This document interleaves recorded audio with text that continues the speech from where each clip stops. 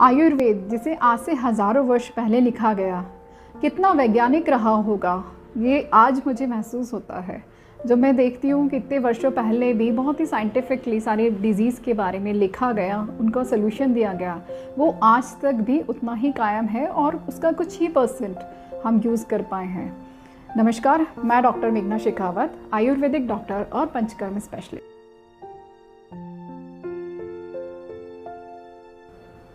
हमारे अलग अलग बॉडी पार्ट्स के लिए अलग अलग चिकित्सा निर्धारित की गई है कि इसमें कौन सा ट्रीटमेंट जाएगा, और ख़ासकर महिलाओं के लिए, क्योंकि महिलाओं के बिना देश वैसे ही एग्जिस्ट नहीं करता। और सबसे बड़ी प्रॉब्लम रहती है महिलाओं के साथ कि वो अपनी बात भी खुल के नहीं कर पाती। आयुर्वेद में इसका बहुत ही बड़ा उपाय है, बहुत ही अच्छा सॉल्यूशन है, और इसे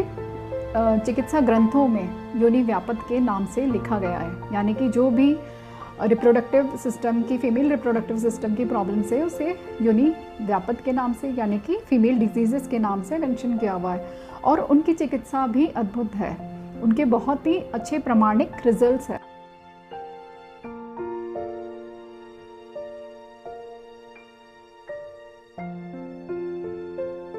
योनि व्यापत के अंदर बहुत सारे योनि रोगों को लिया गया, यानी कि फीमेल डिजीज़ को लिया गया है, जो वात पित्त कफ के अकॉर्डिंग उसमें जिसकी प्रधानता रहती है उसी के अकॉर्डिंग उनकी चिकित्सा को भी निर्धारण किया गया है। आज भी जो महिलाएं हमसे रूबरू होती हैं उनमें जो बेसिक प्रॉब्लम्स होती हैं, हम डीपर प्रॉब्लम्स की बात नहीं कर रहे अभी, जो बेसिक प्रॉब्लम रहती है जैसे कि वेजाइनल इचिंग, योनि कंडू की प्रॉब्लम है, वेजिनाइटिस की प्रॉब्लम है, इन्फ्लेमेशन हो गया है, वल्वोवेजाइनाइटिस की प्रॉब्लम है, यानी कि आउटर एरिया में इन्फ्लेमेशन है, सोरनेस है, वेजाइनल ड्राइनेस है, और वहाँ पे कुछ भी इन्फेक्शन हो गया, बॉयल्स की प्रॉब्लम हो गई है, तो ये एक बहुत ही जनरल और कॉमन प्रॉब्लम रहती है, और उसका सलूशन बहुत ही इजी है जो आयुर्वेद के अनुसार है।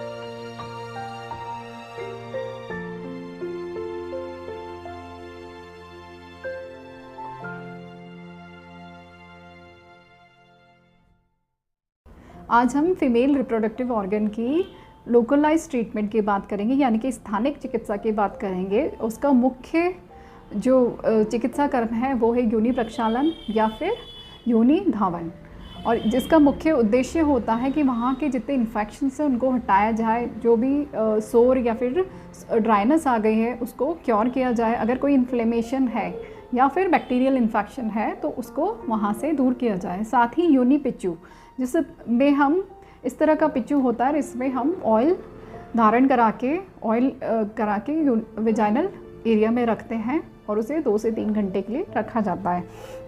ये process after menstruation cycle 6 to 7 days के बाद स्टार्ट किया जा सकता है, और एटलीस्ट 7 डेज़ के लिए इसे करना बहुत इम्पॉर्टेंट है।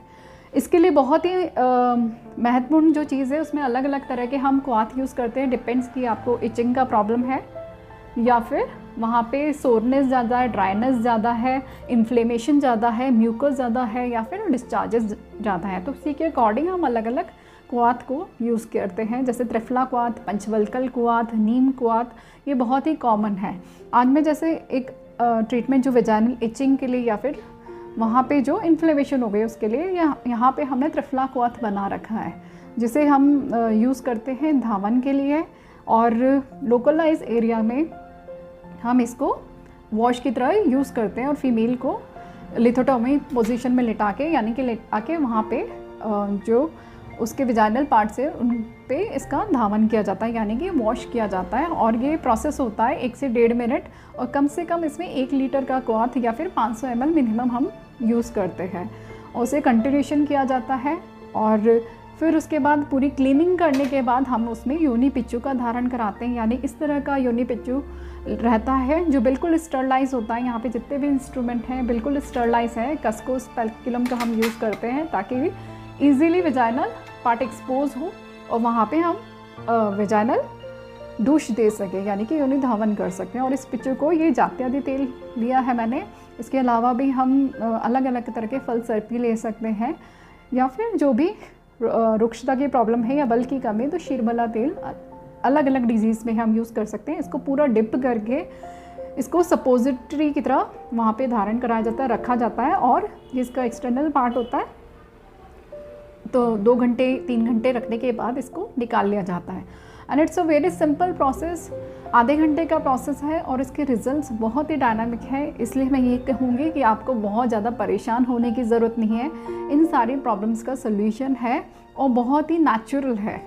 क्योंकि वेजाइनल पार्ट डेफिनेटली बहुत ही जिसे कह सकते हैं इन्फेक्शन जा सकता है, जैसे माउथ से हमारे इन्फेक्शन जा सकते हैं वैसे ही आप इन्फेक्शन के लिए एक्सपोज हो सकते हैं। तो वहाँ की हमारी को सेफ्टी रखना या फिर प्राइवेट पार्ट्स के अपने ध्यान रखना बहुत ही ज़रूरी है, अपना हाइजीन का ध्यान रखना, साथ ही आप कैसी डाइट ले रहे हैं, कुछ मेडिसिन भी इनके साथ चलती हैं जो आपकी हेल्थ के लिए, वेजाइनल हेल्थ के लिए बहुत ही ज़रूरी होती हैं। तो इट्स वेरी इंपॉर्टेंट